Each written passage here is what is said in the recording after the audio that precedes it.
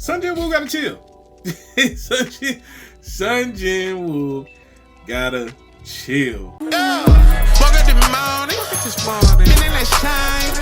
Whole team got the glow, You can see it in the stride. Got me feeling brand new, feeling brand new, feeling brand new, feeling brand new. Got me feeling brand new, feeling brand new, feeling brand new, feeling brand new.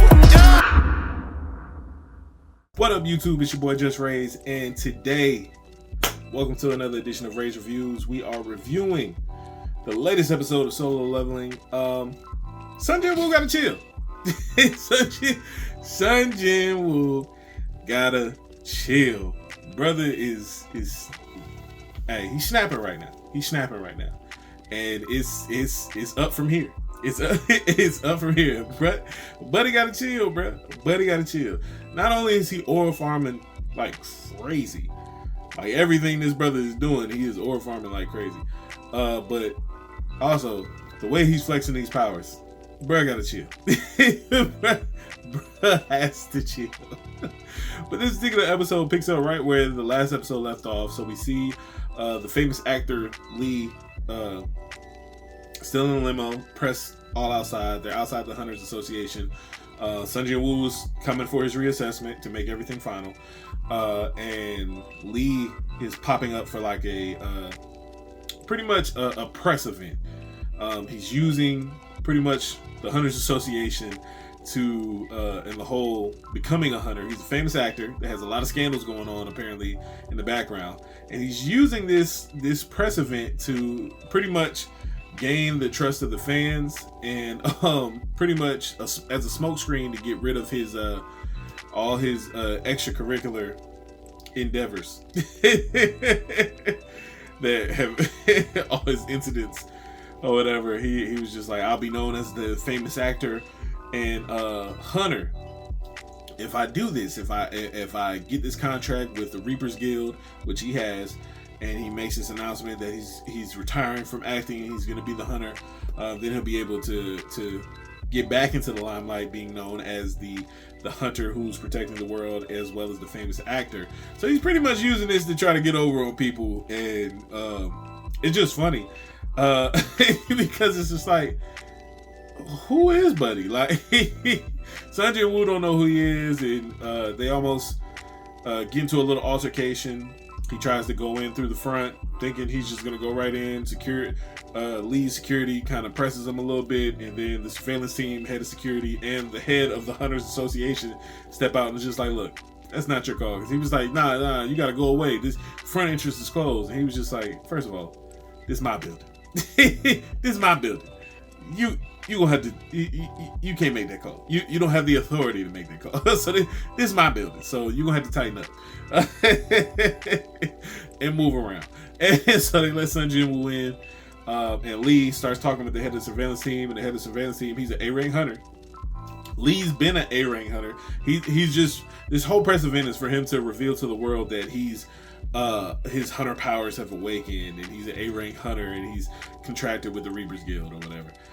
And even the head of the White Tiger Guild and the Hunters Guild pulled up, and they got accosted by the press. They're like, yo, are y'all here to see Lee? And they're like, who? Who are we here to see? Who is Buddy? And they were like, nah, we here for something else. And of course they're trying to compete with one another to try to snag Sun Jin Woo and make him a part of their team. And of course Sun Jin Woo goes in there, does his reassessment. He shows them pretty much what he's able to do. So he's been listed as like a summoner. He using summoner magic because of his shadows. He was able to raise his army of shadows. He didn't even do the full army. He was like, I could actually produce like 100 more. And it's funny because the head of the White Tiger Guild and the head of the Hunters Guild are outside the door, and they see his magic power pouring out of the door, and they're like, yo, this dude is strong. this dude is strong. Like, we low-key might not be able to survive a fight with this brother. Like, it's even shaking me to my core. Like, it's a lot. And we see the Hunters Association head headmaster, and we see the of course the test taker or whatever, just going through everything. He's like, all right, your assessment's complete. You got your new updated license, hunter license. He's now officially S rank. He runs into, of course, the head of the White Tiger and the head of the Hunters Guild as well walking downstairs, and they try to stop him. Unfortunately, so Jinwoo keeps walking. He walks outside, and they were about to warn him. As soon as he walks outside, press everywhere, all in his face. It's the newest. It's the 10th S rank hunter. And he's on the live stream. His sister's watching the live stream. One of his sister's friends is like, hey, your brother's on TV. And so they're all looking at this being streamed across the country, of just the 10th S rank hunter to be revealed in Korea. Of course, the Sun Jin-woo, Hae-in sees it, where she was at, and even Lee sees it, and all the people that were there to interview him end up going over there to try to interview Sun Jin-woo, and he's kind of just overwhelmed with everything. He's like, yo, like what's going on? And the head of the White Tiger Guild put his hand on the shoulder. Clearly, Sun Jin-woo don't like having people put their hands on his shoulder that he ain't cool with. He like, hey brother. As soon as he put his hand on his shoulder, he looked like, big bro, I know you ain't just put your hand on my shoulder. Like, it was so funny to me. And he was just like, hey man, I know it could be overwhelming with the press. He wasn't even doing nothing bad. He was just like, I know it could be overwhelming with the press, but don't worry, we'll try to clear this out for you. And he was like, nah, don't worry about it. And proceeds to do like a flash step. Shout out to Bleach. But proceeds to do like a flash step and ends up across the street. And it was like, yo, he's so fast. And the White Tiger Guild headmaster is stuck because he's just like, yo, he was so fast I couldn't even see him. Like I could barely see what he just did. And he was just like, that's crazy. He was like, how did he get this much stronger since he helped us out in that red gate at the start of the season? And so the rest of the episode, he just pretty much is running scenarios in his mind like, yo, how did Buddy get stronger? How is he able to do that? Was he holding back the whole time at the red gate? Or does his ability work with does his ability work? Is he able to level up somehow? And he kind of figures it out, but then they cut away from him. And we see Sun Jin-woo pretty much taking his new license. He's trying to get some gear to finish off the dungeon he stopped at the 75th level on. He's just trying to work his way through that tower, so that way he can get the ingredients he needs to heal his mother. Through the process, of course, we see Jino pop up at his house, and we also see Jino have a conversation with his dad, and just like, yeah, I'm gonna work with Sun Jin-woo because he said he's not gonna join the guild, and he wants me to be his assistant, so I'm gonna go work with him. His dad was like, that's insulting. You asked me to do all this. I was gonna pick somebody else to run my company. Then you asked me, and I was like, all right, I'll let you have it as long as you can get Sun Jin-woo. Now you leaving to go be with the brother? Like, man. So his dad was hot. His dad actually ended up having some type of episode where he passed out. Come to find out, he has the magic sickness. The I forgot what it's called, but the eternal sleep spell thing. He's affected by that. And they were just like, well, have you had any interactions with hunters in like close proximity? And they was like, well, my son's a hunter. So apparently, prolonged exposure to that magic, to the magical aura of hunters, for people who have weak magical resistance, produces the sickness that puts them into the eternal sleep. And so unfortunately his dad ends up in the hospital, and Jino of course checks in on him, but his mom sent him on his way, and he ends up going to work for Sun Jin-woo. And of course Sun Jin-woo pulls him to the side. He shows up at the crib. He's like, yeah, hey sister, we're gonna be gone for a week. We got some stuff to do. Whole time he ends up leaving them while everybody sleep, and ends up going into the dungeon. But the dope thing about it, I didn't even know he had this ability. He actually sends one of his, he summons the high orcs that were pretty much Tusk's royal guard. It was 4 of them, but he only got 3 of them. And he was like, wasn't it 4 of them? He was like, what happened to the 4th one? And the 4th one ended up getting knocked into the ceiling. He threw him into the ceiling and never absorbed the shadow. So, so he only has 3 of them, and he sent them. He sent one to protect his sister, and then he ends up sending some more shadows to pretty much scout the city and protect the city. I thought that was interesting. I was like, Brian, you know you can do that. And then he proceeds to try to sell some merchandise that he has, to sell some items to try to afford to buy some more gear for the raid on the dungeon he's about to go do. And he sees the price of that gear, and reality kind of sets in like, bro, I don't have it. Y'all can't give me a discount. And it's funny, he asked the dude, that dude was like, nah, all we got is the price is the price. He was just like, but you can get it for free if you can break this glass. This glass is built to withstand anything below an A rank hit. And he proceeded to swell up and he was about to punch it. He was like, whoa, I was just joking. Forgive me for the joke, but I was just joking. Please don't break it. And then Jinwoo was like, oh, all right, and walks away. And then he sees Jinwoo didn't even touch it, but just the overwhelming magical power that he had, he put a crack in the glass without even touching it. And that freaked the dude out. And then he goes to look at the weapons, and he was just like, yo, this weapon is nice, but it's not even as strong as the weapon that I already have. And he was just like, how much does this go for? And then he showed him the weapon, told him how much it would go for. He was like, probably like 100 million yen. And he was just like, what? He was like, man, I can sell these weapons to get money, and they will pay it at a higher rate. He was like, it's only worth 2.8 mil. They pay 100 mil for it. Like, bro, oh, what's up? So he ends up getting the gear that he needs. He goes on a raid. He actually sections off his army into 6 different sections with generals in each section handling pretty much the leadership in those areas. Of course, he has Tank, which is the polar bear. He has Tusk, he has Igris, and he has Iron.